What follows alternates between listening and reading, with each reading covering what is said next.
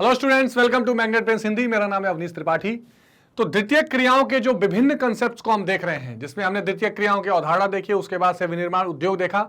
आज हम चर्चा करेंगे विनिर्माण उद्योगों का वर्गीकरण, यानी क्लासिफिकेशन ऑफ मैन्युफैक्चरिंग गुड्स या मैन्युफैक्चरिंग इंडस्ट्रीज। ठीक है, जो विनिर्माण उद्योग हैं इनका क्या वर्गीकरण है, किन किन आधार पर इनका विभाजन किया जाता है, किस किस तरह के विनिर्माण उद्योग होते हैं, इन पर आज बात करेंगे। ठीक है, ये सारी चर्चाएं आपको, ये सारे क्लासेस आपको फ्री ऑफ कॉस्ट मिल रहे हैं मैग्नेट पेन्स हिंदी पर, जहां पर आपको कभी भी कोई पढ़ाई करने के लिए पेड सब्सक्रिप्शन लेने की जरूरत नहीं है। कोई पेड पैकेज आपको नहीं खरीदना है। फ्री ऑफ कॉस्ट आप कक्षा 6 से 12 तक के लिए किसी भी स्टेट बोर्ड की पढ़ाई मैग्नेट पेन्स हिंदी पर कर सकते हैं। ठीक है, आइए स्टार्ट करते हैं आज की इंपॉर्टेंट कक्षा। तो द्वितीय क्रिया या सेकेंडरी एक्टिविटीज में आज शुरू करते हैं क्लासिफिकेशन ऑफ मैन्युफैक्चरिंग या क्लासिफिकेशन ऑफ मैन्युफैक्चरिंग इंडस्ट्रीज। अब देखिए, ये जो विनिर्माण का वर्गीकरण है, ये मुख्यतः 4 आधारों पर किया गया है। इन 4 आधारों के भी अपने अपने पार्ट हैं, लेकिन मुख्यतः हमको इन 4 आधारों पर देखना है कि जो भी विनिर्माण उद्योग हैं, जो इंडस्ट्रीज हैं, वो इन 4 आधार पर हम उनका वर्गीकरण करते हैं। पहला, आकार के आधार पर, यानी जिसको बोलते हैं साइज, यानी भैया साइज उस उद्योग का कितना बड़ा है, वो छोटा है, बहुत बड़ा है, या बहुत बड़ा मध्यम है, क्या है, इसको देखते हैं। कच्चे माल के आधार पर, यानी रॉ मटेरियल वो किस तरह का इस्तेमाल कर रहा है, क्या वो कच्चा माल वनों से आ रहा है, क्या वो रासायनिक है, क्या वो खेती से आ रहा है, सारी चीजें देखेंगे। तीसरा, स्वामित्व के आधार पर, यानी उस जो उद्योग है, उस उद्योग का मालिक कौन है, क्या वो सरकार या सार्वजनिक क्षेत्र का है, क्या वो प्राइवेट या व्यक्तिगत क्षेत्र का है, या वो संयुक्त क्षेत्र का है। एक ये महत्वपूर्ण बात हो जाती है। चौथा, उत्पाद यानी कि प्रोडक्शन के आधार पर, यानी जो उससे चीजें इस्तेमाल हो रही हैं वो किस तरह की हैं, उत्पादित हो रही हैं वो किस तरह की हैं, वो क्या ये कंज्यूमर या कंजम्पशन के लिए हैं, या कैपिटल गुड्स हैं, या फाइनल गुड्स हैं, किस तरह के वो वस्तुएं हैं, उस पर बातचीत करेंगे। अब जो आकार के आधार पर विभाजन किया गया है, उसमें मुख्य रूप से हम ये देखते हैं कि क्या वो कुटीर उद्योग है, क्या वो लघु उद्योग है, क्या ये बृहद उद्योग है, इस पर चर्चा करते हैं। कच्चे माल के आधार पर, जैसे मैंने आपको बताया कि रॉ मटेरियल किस तरह का इस्तेमाल किया जा रहा है, इसकी चर्चा करते हैं। वो कृषि से आ रहा है कि वनों से आ रहा है कि कैसे, बाकी दोनों की भी चर्चा हमने की। तो आइए एक एक करके इनका इंपॉर्टेंट वर्गीकरण देखते हैं कि किस आधार पर इनको किया जाता है। अच्छा, थोड़ा सा अगर फ्लो चार्ट के हिसाब से और देखना चाहें हम, तो उत्पाद के आधार पर ये मूलभूत और उपभोक्ता सामान। अब देखिए, अगर एक पार्ट जैसे था ना आकार के, स्वामित्व के, कच्चे माल के, इसी तरह उत्पाद के आधार पर 2 तरह की चीजें होती हैं। या तो वो मूलभूत उद्योग होगा, मूलभूत यानी ऐसे उद्योग जिनका, या आधारभूत भी कहते हैं उनको, जिनका उत्पादन जो है दूसरे उद्योगों के लिए रॉ मटेरियल का काम करता है, उसको देखेंगे। या तो वो उपभोक्ता सामान करेगा, मतलब कि डायरेक्ट जो लोग इस्तेमाल कर लें वो वाले सामान।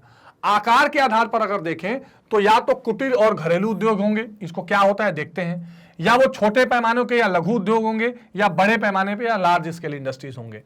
स्वामित्व के हिसाब से अगर देखें तो वो सार्वजनिक हो सकते हैं, यानी पब्लिक सेक्टर की इंडस्ट्रीज हो सकती हैं, वो निजी क्षेत्र हो सकते हैं, यानी प्राइवेट सेक्टर की इंडस्ट्रीज हो सकती हैं, वो संयुक्त क्षेत्र हो सकता है, यानी कि दोनों को मिला के कॉमन फील्ड की। कच्चे माल के आधार पर, यानी रॉ मटेरियल कौन सा इस्तेमाल हो रहा है, उस आधार पर अगर देखें तो वो कृषि आधारित हो सकती है। अब कृषि आधारित उद्योग क्या होते हैं, इस पर चर्चा भी करते हैं। यानी हो सकता है कि जो उसमें कच्चा माल प्रयोग हो रहा हो वो कहां से लाया जा रहा हो, खेती करके लाया जा रहा हो, कृषि से लाया जा रहा हो। खनिज आधारित हो सकते हैं, तो खनिज आधारित में धात्विक और अधात्विक दोनों होंगे।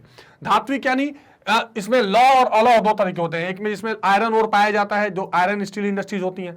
अलौ में जो एल्युमिनियम वगैरह पे बेस्ड इंडस्ट्रीज होती हैं। और अधात्विक तो अलग हो गया, केमिकल्स वगैरह की बात, सॉरी अधात्विक तो इन लौ अलौ के अलावा।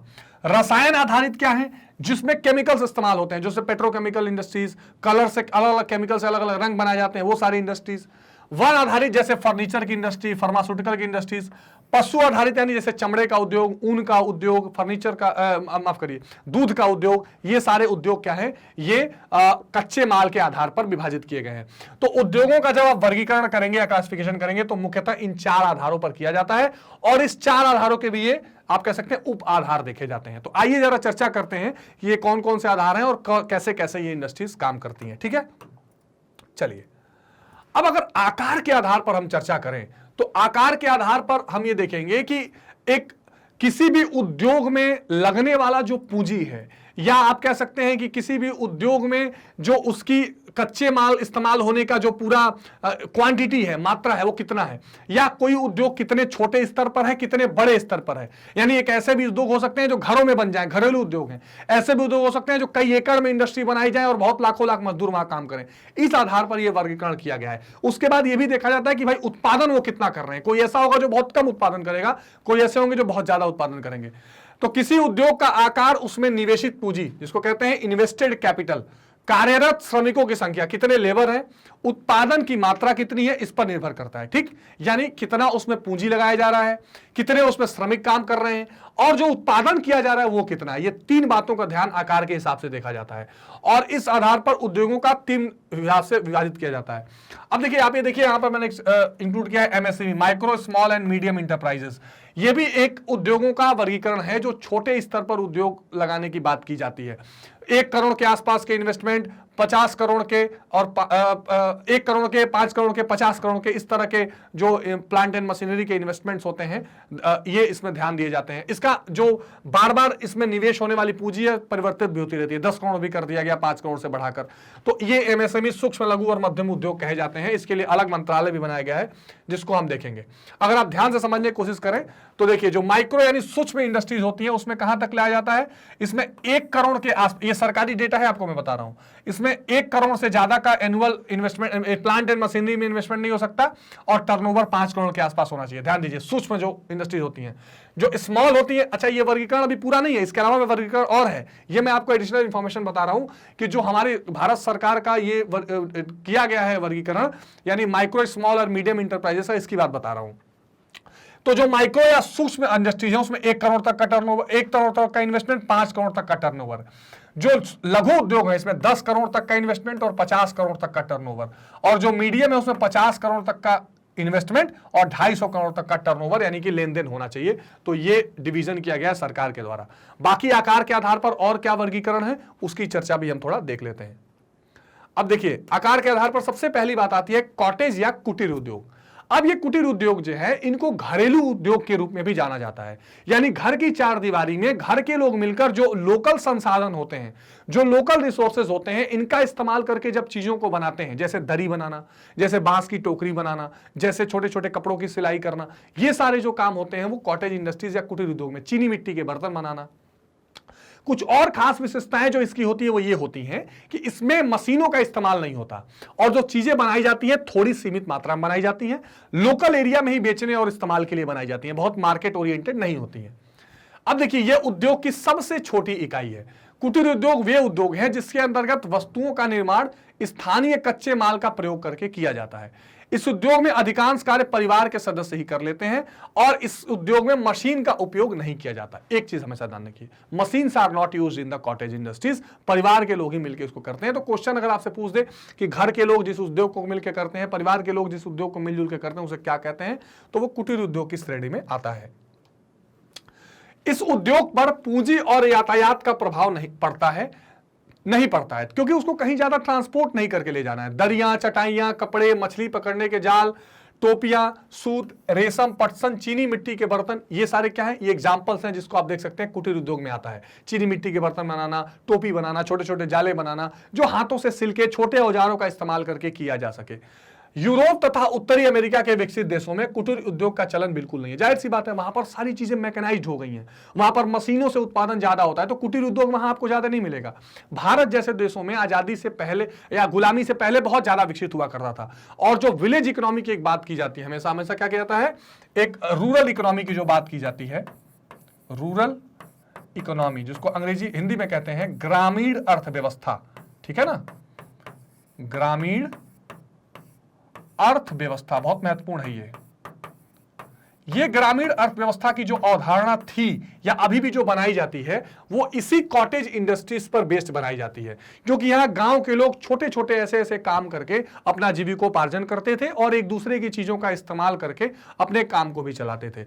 तो लेकिन एशिया, अफ्रीका और दक्षिण अमेरिका के अधिकांश देशों में इसका प्रचलन है, ठीक है। तो आज भी एशिया के देशों में पाया जाता है। बार बार गवर्नमेंट ये कोशिश करती है कि इसको प्रमोट किया जाए ताकि लोग और अच्छे से इसका उपयोग कर सके या नए नए इस तरह जो रोजगार के साधन है वो जुटा सकें।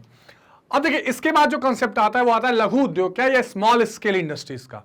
स्मॉल स्केल इंडस्ट्री से मतलब ये होता है कि जो छोटे पैमाने के उद्योग हैं, जो कॉटेज इंडस्ट्री से थोड़े बड़े हैं, और इसमें एक और चीज विशेषता ऐड हो जाएगी कि इसमें अब धीरे धीरे मशीनों का इस्तेमाल शुरू किया जाएगा।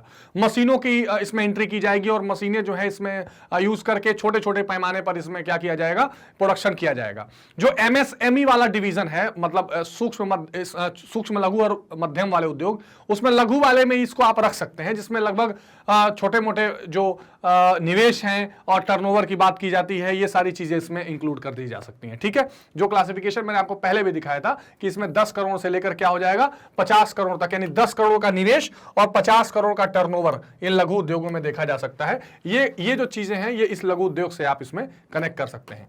तो अब ये जो लघु उद्योग है इसमें आपको क्या करना है, ये कुटीर उद्योग धंधे का थोड़ा विस्तृत रूप है। यानी जो आपने कॉटेज इंडस्ट्रीज देखी, इसको और ज्यादा अगर आप विस्तृत करें, इसको थोड़ा सा और बढ़ाएं, या इसको आप थोड़ा सा उद्योगों का सही स्वरूप देना कोशिश करें। जैसे मान लीजिए कि कोई लकड़ी का छोटा छोटा काम करता है कुटीर उद्योग में, अब वहां लकड़ी काटने की थोड़ी मशीनें लगा दी जाएं, उसको शेप देने वाली मशीनें लगा दी जाएं और मशीनों का इस्तेमाल करके अच्छे अच्छे फर्निश्ड चीजें बनाई जाएं, तो वो थोड़ा लघु उद्योग में जा सकता है। छोटे उद्योग छोटे पैमाने पे ही रहेगा, लेकिन लघु उद्योग का कारण है क्योंकि उसमें मशीनें आ जाएंगी। थोड़ा सा हो सकता है कि मार्केट में इसको बेचने लगा जाए, बाहर के बाजार में भी भेजा जाने लगे, ऐसा करने का प्रयास। जैसे घर पे अगर आप कपड़े बनाते हैं तो कुटीर उद्योग, लेकिन देखिए छोटे छोटे मशीनें लगा के थोड़ा सा जो इसको एक कारखाने का रूप दिया जा रहा है, मैकेनाइज्ड ये सिलाई मशीन हैं, तो ये क्या है, अब ये लघु उद्योग में परिवर्तित हो जाएंगे। ठीक है, इस उद्योग में मशीनों का प्रयोग होने लगा है। भारत सरकार जो 1975 तक 10 लाख की पूंजी करती थी, अब ये 10 करोड़ तक की पूंजी कर दी गई है। यानी अगर 10 करोड़ तक की पूंजी लगाकर आप इस्तेमाल करते हैं या 10 करोड़ तक की पूंजी लगाकर आप ये काम करते हैं तो वो लघु उद्योगों में माना जाता है, और 50 करोड़ तक का टर्नओवर इसमें यानी आदान प्रदान हो सकता है। तो ये लघु उद्योग का कंसेप्ट है, जो कॉटेज इंडस्ट्री या कुटीर उद्योग के जस्ट बाद वाला फेज है, या उससे थोड़ा सा और विस्तृत वाला फेज है। इसमें एग्जांपल के लिए चमड़े का सामान, गलीचे, बिजली और इलेक्ट्रॉनिक के सामान, ये सारे छोटे छोटे सामान जो है लघु उद्योगों में देखे जाते हैं और लघु उद्योग के एग्जांपल्स हैं। अब देखिए थोड़ा सा सबसे इंपॉर्टेंट, एग्जामिनेशन में बहुत पूछा जाता है कि भैया कुटीर उद्योग और लघु उद्योग में क्या अंतर है, तो आइए इस डिफरेंस को भी समझ लेते हैं। तो अब कुटीर उद्योग में अधिकांश कार्य स्वयं या परिवार के सदस्यों की सहायता से किया जाता है। इसको घरेलू उद्योग भी इसीलिए कहा जाता है कि जो परिवार के मेंबर्स हैं या फैमिली मेंबर्स हैं, उनकी सहायता से ये छोटे छोटे काम निपटा लिए जाते हैं। जो कच्चा माल है वो स्थानीय प्राप्त होता है, यानी लोकल जो रॉ मटेरियल्स हैं वो वही लोकली स्तर पर सॉरी वही लोकल एरियाज में प्राप्त हो जाते हैं। यहां देखते हैं इसमें अधिकांश कार्य उत्पादन ऊर्जा से चलने वाली मशीनों से किया जाता है, घरेलू लोगों से नहीं किया जाता। या आप कह सकते हैं कि घर की चीजें इस्तेमाल करके नहीं की जाती हैं, मशीनों का इस्तेमाल करके किया जाता है। और कच्चा माल जो है दूरस्थ स्थानों से मंगाया जाता है, थोड़ा बाहर से मंगाया जाएगा। इसके बाद इसमें देखेंगे तो बने हुए माल का उपयोग स्थानीय होता है। जो भी चीजें प्रोड्यूस की जाएंगी वो वहीं आसपास में इस्तेमाल कर ली जाती हैं या एक दूसरे से आदान प्रदान कर दी जाती हैं। लेकिन यहां क्या होगा, सभी उत्पादित वस्तुएं बाजार में भेजी जाती हैं। एक तो ये लघु उद्योग में होता है। कुटीर में क्या होगा, उत्पादन स्थानीय बाजार में भी बेचा जाता है, लेकिन ये जो है ये दूर के बाजारों में ज्यादातर बेचा जाता है। स्थानीय बाजार का जो मांग है वो कुटीर उद्योग ही पूरा कर देते हैं। उसके बाद और जगह भी यहां ले जाने की जरूरत पड़ती है, वो लघु उद्योग में किया जाता है। आजकल सरकार एक बड़ा अच्छा पॉलिसी एक योजना जो है वो सरकार बहुत दिनों से चला रही है, ODOP, one district one product. ठीक है, एक जिला एक उत्पाद वाली जो कंसेप्ट है वो आजकल चल रहा है। इसमें क्या होता है कि एक जिले की जो बहुत फेमस चीजें हैं उसके उत्पादन को और ज्यादा बढ़ोतरी दिया जाता है और ज्यादा प्रमोट किया जाता है और उसको बाहर के बाजारों में भी भेजा जाता है। ये लघु उद्योगों से जोड़ के आप देख सकते हैं। इस तरह की चीजें अगर आप उत्तर में लिखेंगे, अगर आप उसमें इंक्लूड कर लेंगे तो आपके उत्तर का वजन अच्छा बनेगा और इसमें अच्छे नंबर आने की संभावना रहती है। अच्छा, अब ये जो कुटीर और लघु उद्योग हैं इनकी कुछ समस्याएं हैं और उन समस्याओं के समाधान के बारे में भी थोड़ी चर्चा करेंगे। क्या क्या समस्याएं देखने के लिए मिलती है, तो समुचित कच्चे माल का प्राप्त न होना, यानी डिसअवेलेबिलिटी या non availability of raw materials, ये देखा जाता है। कई बार उद्योग लग जाते हैं, उस उद्योग में जो यूज होने वाला रॉ मटेरियल है वो समय पर नहीं मिल पाता है, इसकी परेशानी देखी जाती है। तो इसको दूर करने के लिए सरकार बार बार प्रयास करती है, या जो निजी कंपनियां वो ये प्रयास करती हैं कि इसमें लगने वाले रॉ मटेरियल्स के उत्पादन को बढ़ावा दिया जाए। पहले के जमाने में जब उपनिवेशिक काल था, अंग्रेजों का शासन था, तो वो दबाव बना के कराते थे। जैसे जब उनको जरूरत पड़ी कि उनको औद्योगिक क्रांति ब्रिटेन में हुई तो उन्होंने भारत में कपास का उत्पादन, कॉटन का उत्पादन को बढ़ावा दिया और यहां से रॉ मटेरियल सारे वो वहां ले जाते थे। अमेरिका से भी मंगाते थे। जब वहां गृह युद्ध हुआ तो यहां से भारी कपास की एक्सपोर्ट होने लगा। बाद में जब आजाद भारत के बाद भी या आजकल के जमाने में भी जो रॉ मटेरियल्स नहीं प्राप्त होते हैं उसको प्रमोट करने के लिए, उन रॉ मटेरियल्स को बनाए जाने के लिए, प्रमोट करने के लिए काम होता है। कई बार आपने सुना होगा कि जो बड़े उद्योगपति हैं वो किसानों से कॉन्ट्रैक्ट कर लेते हैं या किसानों से समझौता कर लेते हैं कि ठीक है हमारी चिप्स बनाने की फैक्ट्री है, हम इतने दाम में आपका सारा आलू खरीदेंगे, आप आलू दे दीजिएगा, या आटा है तो गेहूं खरीदेंगे, आप दे दीजिएगा। यह भी देखा जाता है। आवश्यक पूंजी का अभाव, यह भी देखा जाता है, यानी लैक ऑफ कैपिटल जिसको कहते हैं। ये बड़ा इंपॉर्टेंट पार्ट है और इस पॉइंट से संबंधित बहुत पॉइंट्स हैं जिनको आपको समझना पड़ेगा। देखिए भारत में आपने सुना होगा आजकल स्टार्टअप्स की बात बहुत चल रही है। स्टार्टअप्स क्या हैं? जो छोटे छोटे नए नए बिजनेस लोग शुरू करते हैं। तो कोई भी बिजनेस शुरू करने के लिए सबसे जरूरी चीज क्या है? पूंजी, है ना, यानी कैपिटल। अब अगर ये पूंजी नहीं रहेगी तो फिर वो ये कैसे बिजनेस चल पाएंगे? तो ये अभाव हमेशा देखा जाता है। अगर इसके समाधान की बात करें तो भारत सरकार क्या कर रही है? जैसे आपने सुना होगा मुद्रा, ठीक, मुद्रा योजना चलाती है। इसमें क्या है, छोटे छोटे 3 स्तर में इसमें डिवीजन किया गया है कि 3 स्तर तक के लोन, यानी छोटे अमाउंट के, मध्यम अमाउंट के, बड़े अमाउंट तक के लोन जो है स्टार्टअप्स को या बिजनेस करने वाले लोगों को दिया जाता है ताकि पूंजी का अभाव ना हो। लेकिन एक समस्या ये है कि जो ये कुटीर और लघु उद्योग है, अगर छोटे छोटे उद्योग भी लोगों को चलाने हैं तो पूंजी नहीं मिलती है। कैसे उसको बनाया जाए, कैसे चलाया जाए, एक समस्या आती है, विशेष करके लघु उद्योगों में।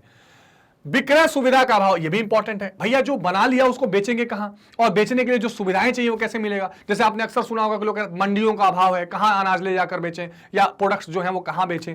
इसके अलावा उसके ट्रांसपोर्टेशन के लिए जो खर्चा आता है, अच्छी सड़कें, अच्छे ट्रांसपोर्टेशन का अभाव, अच्छे प्लेटफॉर्म का अभाव, ये सारी चीजें देखी जाती है। आपने सुना होगा एग्रीकल्चर उत्पादों को बेचने के लिए सरकार आजकल ई-नैम चला रही है, नेशनल एग्रीकल्चर मार्केट वाला जो है। ई-नैम से कोशिश ये कि घर बैठे कोई चीज अगर है या कोई प्रोडक्ट बना रहा है कोई, तो उसको पूरे नेशनल मार्केट में बेचा जा सके। तो ये विक्रय सुविधा का अभाव भी कुटीर और लघु उद्योगों की समस्याओं में एक शामिल है, जो महत्वपूर्ण बात है। इसके अलावा शिल्पियों की अशिक्षा और अज्ञान, ये महत्वपूर्ण है। ये छोटे छोटे कुटीर उद्योग क्या है, जो शिल्पी होते हैं, जो उसको बनाने वाले लोग हैं, कई बार वो उतने स्किल्ड नहीं होते हैं और शिक्षित नहीं होते हैं कि वो अपने प्रोडक्ट को ठीक से प्रमोट कर पाएं या उसकी गुणवत्ता या क्वालिटी और इंप्रूव कर पाएं और वो उसको बेच सकें या प्रमोट कर सकें। तो ये एक समस्या आ रही है ना। इसमें जो डिजिटलाइजेशन है ये एक इंपॉर्टेंट रोल प्ले कर रहा है कि डिजिटल इंडिया से जोड़ के लोगों को स्किल्ड बनाया जाए और समझाया जाए। अच्छे औजारों का अभाव, ये भी महत्वपूर्ण है कि जो औजार चाहिए इन छोटे छोटे उद्योगों को आगे बढ़ाने के लिए या प्रमोट करने के लिए, उन औजारों की कमी देखी जा रही है। उसमें जो है प्रमोट करने के लिए जिन टेक्निकल एडवांसमेंट या जो तकनीकी वृद्धि होनी चाहिए, जिस तकनीक का इस्तेमाल करके इस तरह के औजार आने चाहिए, उसकी कमी देखी जा रही है। और या तो वो महंगे होते हैं, लोग अफोर्ड नहीं कर पाते। तो ये जो समस्याएं हैं, ये समस्याएं कुटीर और लघु उद्योग की बनी हुई हैं और उनका समाधान करने के लिए भी सरकार प्रयासरत है। सरकार ने कुछ अलग अलग बोर्ड्स की स्थापना की है, जिन बोर्ड की स्थापना से इन चीजों पर ध्यान दिया जा सके। जैसे भारत में कुटीर और लघु उद्योग के विकास के लिए क्या क्या सरकार ने कौन कौन से बोर्ड बनाए, जैसे अखिल भारतीय कुटीर उद्योग बोर्ड, ये 1948 में बनाया गया, बहुत इंपॉर्टेंट है ना। केंद्रीय रेशम बोर्ड बनाया गया 1949 में। तो ये सारे बोर्ड्स क्या करते हैं, इन पर्टिकुलर चीजों के उत्पादन, उसके प्रमोशन, है ना, और इससे आने वाली समस्याओं को हल करने का प्रयास करते हैं। अखिल भारतीय हथकरघा बोर्ड, हैंडलूम बोर्ड जिसको आप कहते हैं, बनाया गया है। अखिल भारतीय खादी और ग्रामोद्योग बोर्ड 1950, एक KVIC का अपना नाम सुना होगा, है ना, ठीक है। और इसके अलावा लघु उद्योग 1954, ये इंपॉर्टेंट चीजें हैं जो बनाई गई हैं। नारियल जटा बोर्ड 1954, आपको पता है कि भारत में बहुत सारे ऐसे क्षेत्र हैं, खासकर साउथ इंडिया में, जहां नारियल से संबंधित छोटे छोटे कारोबार होते हैं, उसको प्रमोट करने के लिए नारियल जटा बोर्ड। राष्ट्रीय लघु उद्योग निगम 1955, भारतीय दस्तकारी विकास निगम 1958 में, भारतीय लघु उद्योग परिषद 1979 में। तो ये कुछ एग्जाम्पल मैंने आपको बताया कि जो गवर्नमेंट ने प्रयास किए हैं कि इन बोर्डों की स्थापना करके, और बाकी कुछ चीजें मैंने डिस्कस की, जैसे मुद्रा लोन से पूंजी की स्थापना, और इसके अलावा जो मुद्रा लोन के अलावा और मैंने आपको जो स्थितियां बताई, जैसे एग्जाम्पल हमने डिस्कस किया था, वो सारी कंडीशंस भी गवर्नमेंट फुलफिल करके ये कोशिश करती है कि इन चीजों को, ई-नैम की मैंने आपको एग्जांपल दिया, गवर्नमेंट कोशिश करती है कि इन चीजों को और सुविधाजनक बनाया जाए। ईज ऑफ डूइंग बिजनेस तो इसका पार्ट है ही, ठीक है। तो ये इंपॉर्टेंट चीजें हैं जो आपको बहुत ध्यान में रखनी है। अब इसके बाद आता है बड़े पैमाने का उद्योग, यानी लार्ज स्केल इंडस्ट्रीज। अब देखिए, ये जो लार्ज स्केल इंडस्ट्रीज है, इसमें अब आप कह सकते हैं कि इन्वेस्टमेंट यानी निवेश और टर्नओवर, इसकी कोई सीमा नहीं होती है। ज्यादा से ज्यादा निवेश होगा, ज्यादा से ज्यादा श्रमिक लगेंगे, जो उत्पादन होगा वो बड़े मात्रा में किया जाएगा, और जाहिर सी बात है कि ये कम क्षेत्रों में विकसित हो पाते हैं, क्योंकि इसकी जो कंडीशंस हैं इसमें लगने, हमने स्थानीयकरण के बारे में देखा था विनिर्माण उद्योग के, इन उद्योगों के डेवलप होने के जो कंडीशंस हैं, इन उद्योगों को लगाने के जो कंडीशंस हैं, वो बहुत ज्यादा होते हैं, जो हर जगह फुलफिल नहीं हो पाते। तो इस प्रकार के उद्योग में उत्पादन बड़ी मशीनों द्वारा क्या किया जाता है, बड़े पैमाने पर किया जाता है। उत्पादन बड़ी मशीनों द्वारा किया जाएगा और क्या किया जाएगा, बड़े पैमाने पर, लार्ज स्केल में किया जाएगा। इन उद्योगों का विकास 18वीं शताब्दी में हुआ और इसमें खास करके जो इंडस्ट्रियल रिवोल्यूशन ब्रिटेन में शुरू हुआ उसका सबसे बड़ा योगदान है। ब्रिटेन में आपको पता है कि पावर लूम का, स्पिनी जेनी, पावर लूम, ये सारे विकसित हुए। उसके बाद वहां पर कंट्री साइड से हटाकर बड़े बड़े उद्योग लगाए गए और बड़े बड़े उद्योगों में पूरे जहां जहां उन्होंने गुलाम बनाया था हर जगह से रॉ मटेरियल्स को लेकर जाने लगे और उन्होंने इस तरह की इंडस्ट्रीज विकसित किए। इनमें कई प्रकार का कच्चा माल प्रयोग होता है जो दूरस्थ क्षेत्रों से मंगाया जाता है। बिल्कुल ठीक बात, वहां पर एक तरह का कोई रॉ मटेरियल नहीं यूज होगा, उस इंडस्ट्रीज में कई तरह के रॉ मटेरियल्स यूज होंगे जो अलग अलग जगहों से मंगाए जाते हैं। ठीक है, अब जैसे एग्जांपल के लिए कार फैक्ट्री है तो इसमें क्या होगा, इसमें इसके इंजन वाला कोई अलग काम होगा, इसके जो बॉडी होगी अलग काम होगा, कलरिंग का अलग काम होगा, तो कई तरह के रॉ मटेरियल्स इसमें यूज होंगे जो आपको देखने के लिए मिलेंगे। इन उद्योगों में अधिक पूंजी, अब इसकी विशेषताओं की बात करें तो इसमें बहुत ज्यादा पूंजी और अधिक मात्रा में चालक शक्ति, क्योंकि जो एनर्जी है वो ज्यादा लगेगी। अब अधिक संख्या में सर्व और कुशल श्रमिक, जिसको क्या बोलते हैं, इसको बोलते हैं स्किल्ड लेबर। ठीक है, स्किल्ड लेबर, इसमें स्किल्ड लेबर की बहुत जरूरत पड़ती है क्योंकि इसमें जो बड़ा बड़ा काम है। और इसमें एक और चीज देखा जाता है, लेबर स्पेसिफिकेशन, जिसको क्या बोलते हैं, श्रमिक विशिष्टीकरण, विशिष्टीकरण या श्रम का विशिष्टीकरण। इसका मतलब क्या है, इसका मतलब ये होता है कि जो लेबर है वो एक खास तरह का स्किल जानेगा और उसी स्किल को अप्लाई करेगा। ऐसा नहीं है कि इस फैक्ट्री में जो लोहे का काम करने वाला है वो कुछ और कर देगा, या कार में इंजन लगाने वाला है वो बॉडी बनाएगा, ऐसा नहीं करेगा। इंजीनियर जो जिस चीज का मास्टर रहेगा वही काम करेगा। मैकेनिकल इंजीनियर है तो मैकेनिकल ही चाहिए, उसमें आपको केमिकल इंजीनियर मैकेनिक वाला काम नहीं करेगा। तो इसमें अच्छा ये विशिष्टीकरण, ठीक। और उसके अलावा जो सबसे प्रमुख बात होती है कि उत्तम प्रबंधन, इसमें मैनेजमेंट की बहुत जरूरत पड़ती है, इसलिए ह्यूमन रिसोर्स और मैनेजमेंट पूरा सिस्टम एक अलग बनाया जाता है। यानी जो उसमें जो आप कह सकते हैं कि प्रशासन की पूरी कार्य प्रणाली है या पूरा मैन्युफैक्चरिंग है, उसमें विधिवत रूप से एक डिवीजन होता है। उसमें ह्यूमन रिसोर्स वाला अलग रहेगा, उसमें मैनेजमेंट देखने, प्रोडक्शन देखने वाला अलग रहेगा, उसमें क्वालिटी देखने वाला, क्वालिटी चेक करने वाला अलग रहेगा, डिसिप्लिन देखने वाला अलग रहेगा। तो ये सारी जो चीजें होती हैं वो बड़े उद्योगों में देखी जाती हैं। जो विकसित देश हैं जैसे संयुक्त राज्य अमेरिका, जापान, फ्रांस, रूस, जर्मनी, यहां पर इन उद्योगों का ज्यादा से ज्यादा क्या हुआ है, विकास हुआ है। लोहा, जो आयरन स्टील इंडस्ट्रीज हैं, वस्त्र निर्माण, चीनी उद्योग, ये सारे क्या है, बड़े स्केल, लार्ज स्केल इंडस्ट्रीज में आती हैं। भारत भी धीरे धीरे इसमें प्रयास कर रहा है, लेकिन ये विकसित देश ज्यादा इसमें आगे हैं। ठीक है, चलिए अब एक डिफरेंस हम लघु उद्योग और बड़े पैमाने के उद्योग में भी देख लेते हैं। तो हमने कुटीर का तो देखा ही था। लघु उद्योग क्या है, ये छोटे स्तर पर होता है। मतलब अगर आप कुटीर और लघु को करें तो लघु बड़े स्तर का है, लेकिन लघु और बड़े पैमानों यानी कि बिग इंडस्ट्रीज की बात करें तो उसमें लघु इंडस्ट्रीज छोटे स्तर पर है। हाँ, एक सिमिलरिटी है, कॉटेज इंडस्ट्रीज में मशीनों का बिल्कुल यूज नहीं था, लेकिन लघु जो उद्योग है, स्मॉल इंडस्ट्रीज जो है और लार्ज इंडस्ट्रीज जो है, बड़े पैमाने, दोनों में मशीनों का इस्तेमाल होता है, लेकिन ये बड़े स्तर पर होता है। ठीक, लघु उद्योग में इसमें कच्चा माल स्थानीय स्तर पर उपलब्ध न होकर दूर स्थानों से मंगाया जाता है। इसमें कच्चा माल विदेशों से भी आयात किया जाता है, यानी जरूरत पड़ने पे जो इसके रॉ मटेरियल्स होंगे बड़ी इंडस्ट्रीज के, वो फॉरेन से भी इंपोर्ट किए जाएंगे और किए ही जाते हैं। ठीक, जैसे मान लीजिए रिफाइनरी इंडस्ट्री है तो रिफाइनरी के लिए जो कच्चा तेल चाहिए वो कहां से आएगा, क्रूड ऑयल बाहर से मंगाया जाएगा। इसमें कम पूंजी और श्रम की आवश्यकता होती है, माने अगर इससे तुलना करें तो इसमें कम पूंजी लगेगी, लेकिन इसमें बहुत अधिक पूंजी और अधिक श्रम की आवश्यकता होती है। इसमें शक्ति चलित साधारण मशीनों का प्रयोग होता है, इसमें आधुनिक और स्वचालित बड़ी मशीनों का प्रयोग होता है। यानी इसमें जो मशीनें हैं, जो लघु उद्योग हैं, इसमें एनर्जी से, बिजली से और इससे चलने वाली हैं, लेकिन यहाँ नॉर्मल मशीनें होती हैं। लेकिन जो बड़े इंडस्ट्रीज हैं उसमें आर्टिफिशियल इंटेलिजेंस का इस्तेमाल, रोबोटिक्स का इस्तेमाल, अपने द्वारा काम किए जाने वाले मशीनों का इस्तेमाल भी किया जाता है। ठीक है, लघु उद्योग में जो गुणवत्ता यानी जो क्वालिटी है, उस क्वालिटी पर बहुत इंफेसिस नहीं होता, लेकिन यहां पर क्वालिटी पर विशेष ध्यान दिया जाता है, क्योंकि एक्सपोर्ट भी करनी होती है चीजों को। थोड़ा भी गुणवत्ता या क्वालिटी में कंप्रोमाइज हुआ तो उसको रिजेक्ट कर दिया जाता है। इसीलिए बाकायदा एक क्वालिटी चेक डिपार्टमेंट होता है जो गुणवत्ता की चेक करता रहता है बड़े बड़े उद्योगों में। उत्पादित माल बाहर के बाजार में बेचा जाता है, ये क्या होता है, निर्यात भी किया जाता है। मतलब ये तो जहां बनाया जाएगा उससे अलग कहीं बेचा जाएगा, लेकिन इसको तो एक्सपोर्ट या बाहर के देशों में बेचते हैं। जैसे कि मारुति सुजुकी की कारें क्या है, पूरे दुनिया भर में बेची जाती हैं। तो ये इंपॉर्टेंट चीजें हैं जो आपको ध्यान रखनी है। ठीक है, ये डिफरेंस बहुत महत्वपूर्ण है। अब अगला जो वर्गीकरण है वो और महत्वपूर्ण है, वो वर्गीकरण है कच्चे माल पर आधारित उद्योग। अभी तक हमने आकार पर देखा था, आकारों के हिसाब से देखा। आकार के बाद हमने अभी क्या महत्वपूर्ण बातें देखा कि मैंने आकार में लघु, कुटीर और ये तीनों देख लिया। अब हम देखेंगे कि इन उद्योगों का वर्गीकरण कच्चे माल के हिसाब से कैसे हो रहा है। तो कच्चे माल के हिसाब से अगर आप डिवीजन करें तो एक इसमें आता है कृषि आधारित उद्योग, एग्रो बेस्ड इंडस्ट्रीज। दूसरा आता है खनिज आधारित उद्योग यानी मिनरल बेस्ड इंडस्ट्रीज। तीसरा आता है पशुओं पर आधारित उद्योग यानी कि industries based on the animals. वनों पर आधारित उद्योग यानी फॉरेस्ट बेस्ड इंडस्ट्रीज। और एक आता है रसायन आधारित उद्योग यानी केमिकल बेस्ड इंडस्ट्रीज। अब आप नाम देखकर समझ सकते हैं कि जो रॉ मटेरियल इस्तेमाल उद्योगों में होगा वो इन क्षेत्रों से इस्तेमाल होगा और वैसा वर्गीकरण किया गया है। मतलब अगर किसी इंडस्ट्री में कृषि से निकलने वाली चीजें यूज हो रही हैं रॉ मटेरियल के तौर पर, तो उसको कृषि आधारित उद्योग या एग्रो बेस्ड इंडस्ट्री कहा जाएगा। अगर किसी इंडस्ट्री में जो खनिज हमारे पाए जाते हैं नेचुरल रूप से वो इस्तेमाल किए जाते हैं तो मिनरल बेस्ड इंडस्ट्रीज होगा। अगर कहीं रॉ मटेरियल पशुओं द्वारा इस्तेमाल किया जा रहा है यानी उनके दूध, उनके चमड़े, तो वो पशु पर आधारित उद्योग होगा। अगर रॉ मटेरियल वनों पर आधारित है, जंगलों, पेड़ पौधों, वृक्षों, लताओं पर, तो वो वनों पर आधारित होगा। और अगर केमिकल्स पर है तो रसायन वाला होगा। ठीक है, और थोड़ा डिटेल में इसको देखते हैं कि क्या मतलब होता है इसका।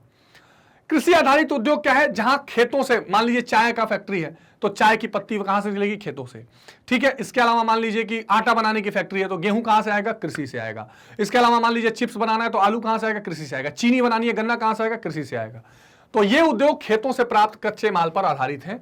इस उद्योग के अंतर्गत दालें बनाना, गेहूं और अन्य अनाज पीसना, तेल, गुड़, शक्कर, देखिए मैंने सारे एग्जांपल्स इंक्लूड कर लिए, अचार, फलों के रस, फलों के मुरब्बे, सूती रेशमी जूट, रबड़ उद्योग, मधुमक्खी पालन, ये सारे के सारे क्या है? कृषि पर आधारित उद्योग हैं। कृषि से खाद्य में मलाई बनाना, मिठाई बनाना, ये सारे उद्योग भी किसमें शामिल होते हैं? कॉन्फेक्शनरी वाले, ये सारे भी कृषि आधारित उद्योग। यानी ऐसे उद्योग जिनका कच्चा माल एग्रीकल्चर से ही आएगा, कृषि से ही आएगा, ये एग्रो बेस्ड इंडस्ट्रीज होती हैं। ये बहुत इंपॉर्टेंट है इस संदर्भ से कि ये अपने आप में इंडस्ट्रीज तो इंपॉर्टेंट है, इसके अलावा ये बहुत सारे लोगों को रोजगार देने का काम करती हैं। क्योंकि जितना ज्यादा ये इंडस्ट्रीज एक्सपेंड होंगी उतनी ही ज्यादा कृषि और डेवलप होगी।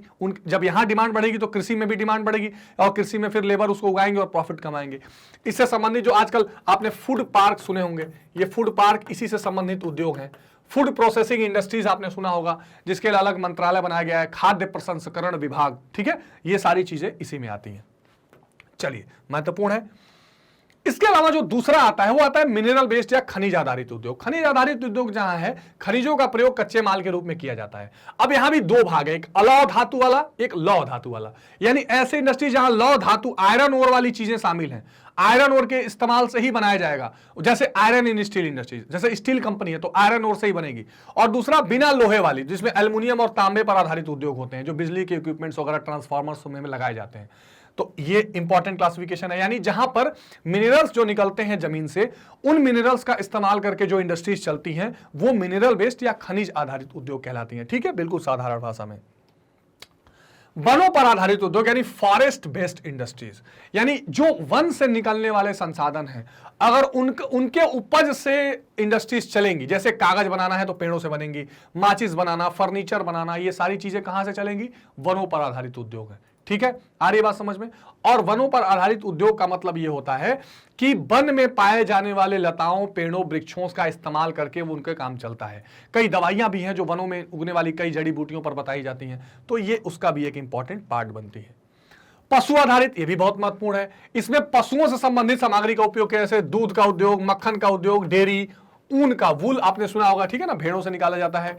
तो इसमें जो डेयरी इंडस्ट्री है वो बहुत ज्यादा फेमस है और पूरी दुनिया में इसका प्रचलन देखा जाता है। नीदरलैंड जैसे देश, ऑस्ट्रेलिया जैसे देश, भारत जैसे देश। मांस का उद्योग, जो मीट फैक्ट्री इंडस्ट्रीज है, ये भी सारा पशु आधारित उद्योग है और ये इंपॉर्टेंट क्लासिफिकेशन है। ठीक है, तो अभी हम क्या देख रहे हैं? कच्चे माल के आधार पर कैसे कैसे उद्योग हैं। लास्ट उसमें देखा था उत्पादित आधारित उद्योग, यानी जो उत्पादन हो रहा है वो उद्योग, वो जो उद्योग है किस तरह का उत्पादन कर रहा है। क्या वो कंज्यूमर्स के लिए डायरेक्ट इस्तेमाल वाली चीजें उत्पादन कर रहा है या वो आधारभूत उद्योग है। अब आधारभूत उद्योग बड़ा इंपॉर्टेंट है। बेसिक इंडस्ट्रीज किसको कहते हैं? बेसिक इंडस्ट्रीज वो इंडस्ट्रीज हैं जो सामान बनाती हैं वो दूसरे इंडस्ट्री में रॉ मटेरियल के रूप में काम आता है। दोबारा, बेसिक इंडस्ट्रीज वो इंडस्ट्रीज हैं जिनकी बनाई हुई चीजें वो इंडस्ट्री खुद इस्तेमाल नहीं कर, लोग डायरेक्ट इस्तेमाल नहीं करते हैं, वो रॉ मटेरियल के तौर पर इस्तेमाल होगी दूसरी जगह। जैसे मान लीजिए आयरन एंड स्टील इंडस्ट्री है, स्टील की बड़ी बड़ी सीट बन गई, अब वो सीट जाकर कहीं और काम आएगी दूसरे इंडस्ट्री में कोई और शेप बनाने के लिए। मान लीजिए गाड़ियों की चद्दर बनानी है तो वो गाड़ी की इंडस्ट्री में जाकर वहां पे काम आ जाएगी। यानी ऐसी इंडस्ट्रीज जिनका उत्पादन अन्य प्रकार के उत्पादन प्राप्त करने के लिए किया जाता है उसको हम क्या बोलते हैं? आधारभूत कहते हैं। इसमें लोहा और इस्पात उद्योग ये सारी आती है, इसमें मशीनें आती हैं। मशीनों का उपयोग अन्य उत्पादों के निर्माण में किया जाता है। मान लीजिए हमने कोई छोटी मशीन बना दी, अब वो मशीन दूसरी जगह जा रही हो, किसी बड़ी गाड़ी में लगनी है, किसी बड़े ट्रांसफार्मर में लगनी है, तो ये ऐसे उद्योग जो दूसरे उद्योगों के लिए कच्चा माल बनाते हैं आधारभूत उद्योग कहलाते हैं। दूसरा उपभोग वस्तु का निर्माण उद्योग, एक तो आधार भोग, दूसरा कंज्यूमर्स मैन्युफैक्चरिंग इंडस्ट्रीज। कुछ ऐसी इंडस्ट्रीज है, ज्यादातर ऐसी इंडस्ट्रीज हैं जो डायरेक्ट वो सामान बनाती हैं जो कंज्यूमर इस्तेमाल करता है, जैसे चीनी वाला उद्योग, जैसे मान लीजिए चॉकलेट या डेयरी प्रोडक्ट्स। इसमें क्या है, लोग डायरेक्ट उसको इस्तेमाल करेंगे, वो दूसरे इंडस्ट्री में जाकर काम नहीं आने वाली है। कपड़ा बनाना, बिस्किट बनाना, तेल, रेडियो, टेलीविजन, ये सारा बनाना। इन उद्योगों में उत्पादों का स्वरूप उनके निर्माण में प्रयोग किए जाने वाले कच्चे माल पर निर्भर करता है। ठीक है, आ रही बात समझ में? यानी कैसा कच्चा माल उसमें इस्तेमाल किया गया है वैसा ही उसका स्वरूप रहेगा और डायरेक्ट उसको लोग इस्तेमाल करेंगे। ठीक है, तो ये आप ध्यान रखेंगे कि उत्पादित आधारित उद्योग में दो क्लासिफिकेशन, एक आधारभूत उद्योग और एक ऐसा उद्योग जिसको लोग डायरेक्ट इस्तेमाल करने वाले हैं। ये देख सकते हैं, जो भी आप मॉल में सामान चीजें देखते हैं ये डायरेक्ट इसमें आ जाती है। ठीक है, ये क्लासिफिकेशन हो गया। अब अगला वर्गीकरण है स्वामित्व के आधार पर, जिसको अंग्रेजी में कहते हैं ओनरशिप के आधार पर। ठीक है, जैसा आप नाम देख रहे हैं, उस उद्योग का स्वामी कौन है, उसको ओन कौन कर रहा है, उसका मालिक कौन है। तो तीन इसमें केसेस हो सकते हैं। या तो वो सार्वजनिक क्षेत्र का उद्योग है जिसको हम कहते हैं पब्लिक सेक्टर इंटरप्राइजेस या कंपनी, पब्लिक सेक्टर का, या ये प्राइवेट होगा। ठीक, या वो संयुक्त या कोऑपरेटिव से मिलजुल कर होगा। तो सार्वजनिक क्षेत्र का मतलब जिसकी मालिक, जिसको ओन कर रही है सरकार जिस कंपनी की मालिक होगी वो सार्वजनिक क्षेत्र का उद्योग होगा। ठीक, जैसे ऑर्डिनेंस फैक्ट्री जो है, रेलवेज हैं, ये सारे ऐसे उद्योग हैं या ऐसे पूरा सिस्टम है, इंटरप्राइजेस है। जैसे आपने BHEL का नाम सुना होगा, गेल का नाम सुना होगा, ये सब क्या है, ये सार्वजनिक क्षेत्र का उपयोग है। इसमें जो मैनेजमेंट होगा, प्रबंधन होगा, वही सरकार के हाथ में होगा, ज्यादा शेयर सरकार के हाथ में रहेंगे। निजी क्षेत्र का उद्योग यानी जो प्राइवेट, कोई व्यक्तिगत व्यक्ति के पूंजी से बनाया गया है। और संयुक्त क्षेत्र का उद्योग जिसमें दोनों के थोड़े थोड़े शेयर्स लगे हैं। निजी क्षेत्र में उदाहरण आप देख सकते हैं, टाटा, रिलायंस, ये सारी कंपनीज आती हैं। ठीक है, तो ये महत्वपूर्ण चीजें हमें आपसे डिस्कस करनी थी। जो आप वर्गीकरण देखते हैं इंडस्ट्रीज का, जो आप क्लासिफिकेशन देखते हैं, जिसमें अंतिम क्लासिफिकेशन हमने कौन सा किया है, सार्वजनिक क्षेत्र के उद्योग, निजी क्षेत्र का उद्योग और संयुक्त क्षेत्र का उपयोग का किया है। तो स्वामित्व के आधार पर, कच्चे माल के प्रयोग के आधार पर, आकार के आधार पर हमने क्या किया, इसका वर्गीकरण कर लिया और वर्गीकरण करके ये समझने का प्रयास किया कि ये किन किन इंडस्ट्रीज से संबंधित ये विभाजन किया गया है या कौन कौन सी महत्वपूर्ण वस्तुएं इसमें डाली गई हैं इस विभाजन के लिए, जो आपके पूरे सिलेबस के लिए इंपॉर्टेंट है। और भी वर्गीकरण है जिसमें रसायन से संबंधित और इसमें वनों पर आधारित, पशुओं पर आधारित, ये सारी चीजें हमने जो यहां पर देखी थी विशेष करके। ठीक है, जो हमने कच्चे माल पर आधारित देखी थी और उत्पादित आधारित देखी थी और लास्ट में स्वामित्व के आधार पर ये डिवीजन देखा है। तो ये सारे वर्गीकरणों को आप बिल्कुल ध्यान रखेंगे, इनको भूलना नहीं है, इसको बार बार रिवीजन करना है और रिवीजन करके आंसर्स राइटिंग करने की प्रैक्टिस करनी है। ठीक है, तो ये महत्वपूर्ण वर्गीकरण का पूरा कंसेप्ट हमने समझा कि इंडस्ट्रीज का वर्गीकरण किन आधार पर किया गया है। इसको बार बार रिवाइज करिए, कोई कंफ्यूजन अगर हो, कोई समस्या अगर हो तो जरूर सूचित करिए। इस तरह के महत्वपूर्ण कंसेप्ट चैप्टर से रिलेटेड और आते रहेंगे, इसको आप पढ़ते रहिए, क्योंकि मैग्नेट ब्रेन्स हिंदी पर कक्षा 6 से 12 तक के लिए किसी भी स्टेट बोर्ड में आपको बिल्कुल निःशुल्क शिक्षा प्रोवाइड की जा रही है। आपको कभी भी कोई पेड सब्सक्रिप्शन नहीं लेना है। बस हम आपसे उम्मीद इतनी करते हैं, करना आपको इतना है कि आप ज्यादा से ज्यादा लाइक, शेयर और सब्सक्राइब करिए ताकि और स्टूडेंट्स तक ये वीडियोस पहुंच सके और उनकी परीक्षाओं में काम आ सके। खूब रिवाइज करिए कंसेप्ट, आप कमेंट सेक्शन में जरूर बताइए, कोई परेशानी, कोई समस्या हो तो उसको भी हम जरूर इंक्लूड करेंगे। तब तक अपना बहुत ध्यान रखिए। Take care, good bye.